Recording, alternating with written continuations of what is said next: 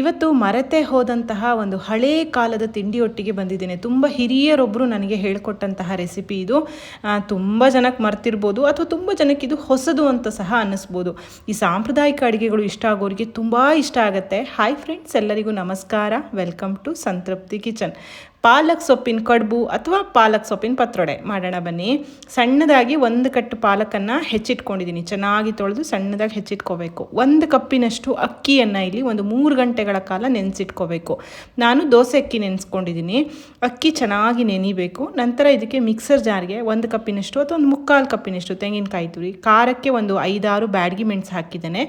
1 ನೆಲ್ಲಿಕಾಯಿ ಗಾತ್ರದಷ್ಟು ಹುಣಸೆ ಹಣ್ಣನ್ನು ಹಾಕ್ಕೊಂಡು 2 ಚಮಚದಷ್ಟು ಕೊತ್ತಂಬರಿ ಬೀಜವನ್ನು ಹಾಕಿ 1 ಚಮಚದಷ್ಟು ಜೀರಿಗೆಯನ್ನು ಹಾಕ್ಕೊಂಡು ಮೊದಲಿಗೆ ಮಸಾಲೆಯನ್ನು ಅರಿಶಿನವನ್ನು ಸೇರಿಸಿ ಸ್ವಲ್ಪ ನೀರನ್ನು ಹಾಕ್ಕೊಂಡು ನುಣ್ಣಗೆ ಅರ್ಕೊಳ್ಳಿ. ಮಸಾಲೆ ಮೊದಲಿಗೆ ನುಣ್ಣಗೆ ಅರಿಬೇಕು. ನೋಡಿ, ಈಗ ಮಸಾಲೆನ ಅರ್ದು ಆಯಿತು. ಈ ಮಸಾಲೆ ಒಟ್ಟಿಗೆ ಈಗ ನಾವು ನೆನೆಸಿದಂತಹ ಅಕ್ಕಿಯನ್ನು ಹಾಕ್ಕೋಬೇಕಾಗತ್ತೆ. ಅಕ್ಕಿಯಲ್ಲಿ ನೀರನ್ನೆಲ್ಲ ಬಸಿದು ಮಾತ್ರ ಅಕ್ಕಿಯನ್ನು ಮಾತ್ರ ಹಾಕ್ಕೊಳ್ಳಿ. ಅಕ್ಕಿಯನ್ನು ತರಿಯಾಗಿ ರುಬ್ಬಬೇಕು. ಈ ರವೆ ಎಲ್ಲ ಬರುತ್ತಲ್ಲ, ಚಿರೋಟಿ ರವೆ, ಆ ರೀತಿ ಆ ಹದದಲ್ಲಿ ಇರಲಿ. ತುಂಬ ಇಡ್ಲಿ ಹಿಟ್ಟು, ದೋಸೆ ಹಿಟ್ಟಿನಷ್ಟು ನುಣುಪಾಗಿ ರುಬ್ಬೋದು ಬೇಡ. ತರ್ತರಿಯಾಗಿದ್ದರೆ ಚೆನ್ನಾಗಾಗತ್ತೆ. ನೋಡಿ, ಈ ರೀತಿ. ಹಾಗಂತ ತುಂಬ ನೀರು ಹಾಕ್ಕೊಂಡು ತೆಳು ಎಲ್ಲ ಮಾಡ್ಕೋಬೇಡಿ. ಆದಷ್ಟು ಗಟ್ಟಿಯಾಗಿ ರುಬ್ಕೊಳ್ಳಿ. ಕಷ್ಟ ಆಗುತ್ತೆ ಅಂತಾದರೆ ಚೂರು ನೀರು ಸೇರಿಸ್ಕೋಬೋದು. ಈ ಹದದಲ್ಲಿ ಇರಲಿ. ನೋಡಿ, ಈ ರೀತಿ ತರಿಯಾಗಿ ನಾನು ರುಬ್ಬಿಟ್ಕೊಂಡಿದ್ದೀನಿ.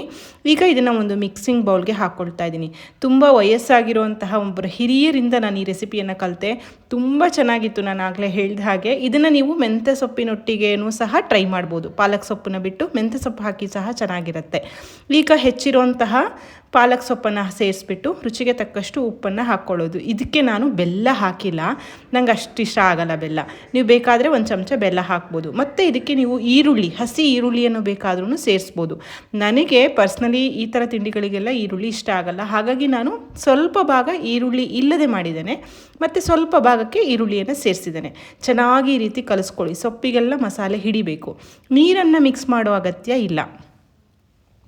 ಇದನ್ನು ಬಾಳೆ ಎಲೆಯಲ್ಲಿ ಬೇಯಿಸ್ಕೊಳ್ತಾ ಇದ್ದೀನಿ. ಇದಕ್ಕೆ ಚಿಕ್ಕ ಚಿಕ್ಕ ಬಾಳೆ ಎಲೆ ತುಂಡುಗಳನ್ನು ಕಟ್ ಮಾಡಿ ಈ ರೀತಿ ಮಧ್ಯದಲ್ಲಿ ಸ್ವಲ್ಪ ಸ್ವಲ್ಪ ಹಿಟ್ಟನ್ನು ಹಾಕಿ ಈ ರೀತಿ ಹರಡಿಬಿಟ್ಟು, ಆದಷ್ಟು ತೆಳುವಾಗಿ ಹರಡಿಬಿಟ್ಟು ಮಡಚ್ಕೊಂಡ್ರೆ ಆಯಿತು. ಮಧ್ಯದಲ್ಲಿ ಮಡಚಿದ್ರೆ ಆಯಿತು. ಬಾಳೆ ಎಲೆಯಲ್ಲಿ ಮಾಡೋದ್ರಿಂದ ಬಾಳೆ ಎಲೆ ಪರಿಮಳ ಸಹ ಚೆನ್ನಾಗಿರುತ್ತೆ.